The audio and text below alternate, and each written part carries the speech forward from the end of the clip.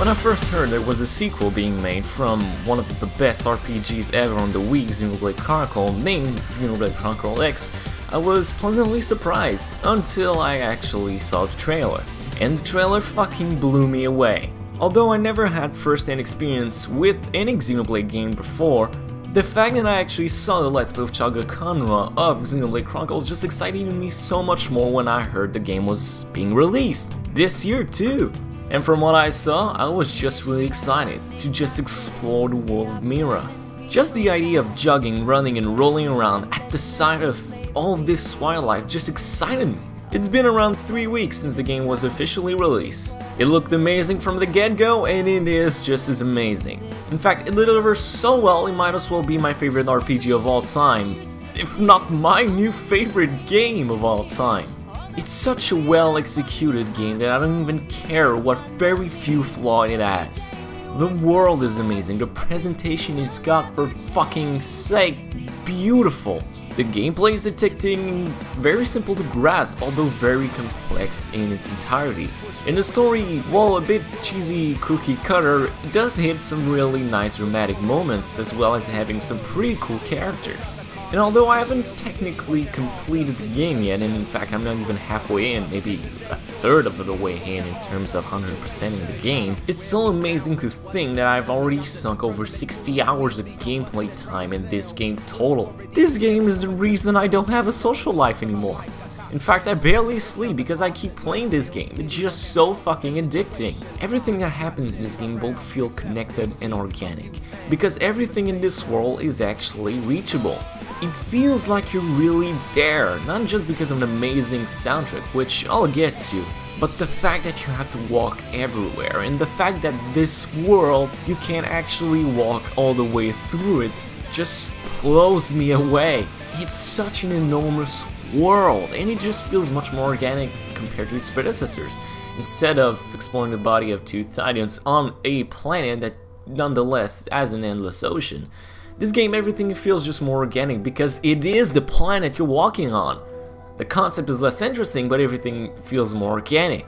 You know, yearns for something special. Well, after over 50 hours of gameplay time, and after scavenging a region for hours, you still find new areas and scenic viewpoint and secret locations to find, and everything is free for you to explore. There's no limitation to where you can and cannot go. If you want to, you can access technically the last area of the game in the first few hours of gameplay.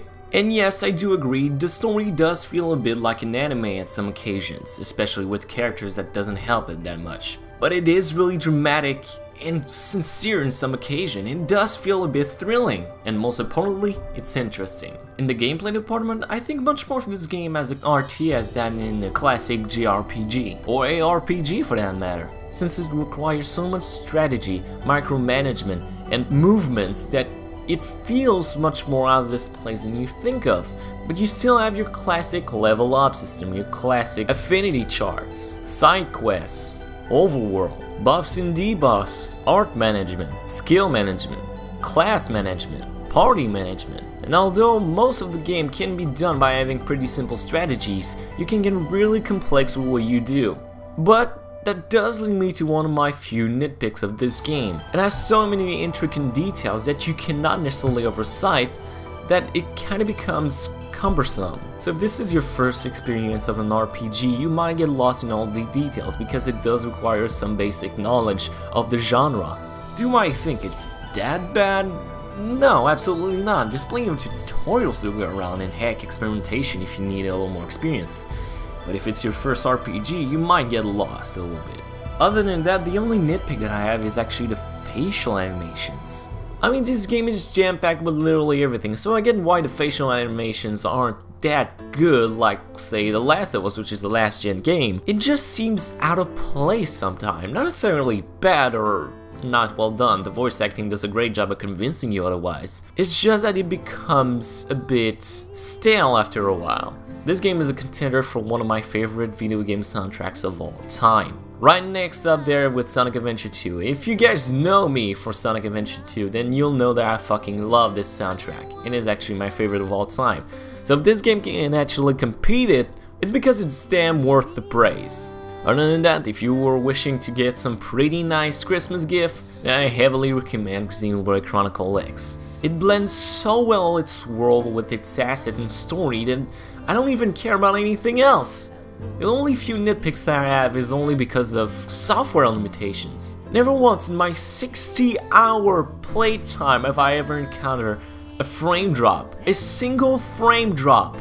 And the best part about it is that every hour, every minute, every second, none one of them felt superfluous. And the fact that the gameplay is so intricate with an amazing story to boot, and there's only one thing to do now. So grab your skills and soar the skies of Mira.